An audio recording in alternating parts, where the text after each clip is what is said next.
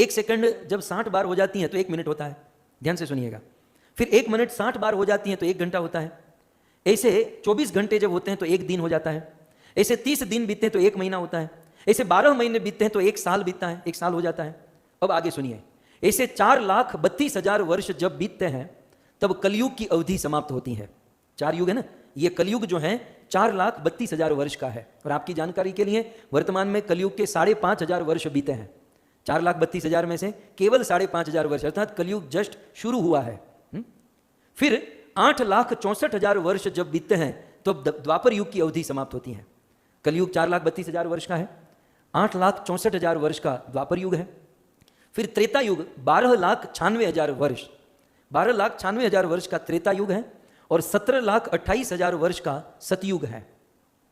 तो मैं आपको कष्ट ना दूं और मैं ही थोड़ा सा कैलकुलेशन करूं, कलयुग, द्वापर युग, त्रेता युग और सतयुग, इन चारों युगों को यदि हम मिलाएंगे तो कुल मिलाकर 43,20,000 ईयर, 43,20,000 वर्ष होंगे।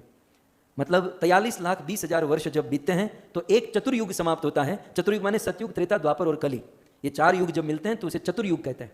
और एक चतुर्युग 43,20,000 वर्ष का होता है।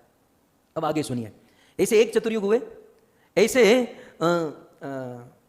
8 अरब और 64 करोड़ वर्ष हमारे धरती पर जब बीतेंगे, 8 अरब और 64 करोड़ वर्ष जब बीतते हैं तब ब्रह्मा जी के 12 घंटे समाप्त होते हैं। और ऐसे ही ब्रह्मा जी के 12 घंटे की रात है। और वे ब्रह्मा जी के 30 दिन का 1 महीना है। और वे ब्रह्मा जी 100 साल तक जीते हैं। और ब्रह्मा जी के जब 100 साल समाप्त होते हैं तब भगवान विष्णु का एक सांस समाप्त होता है।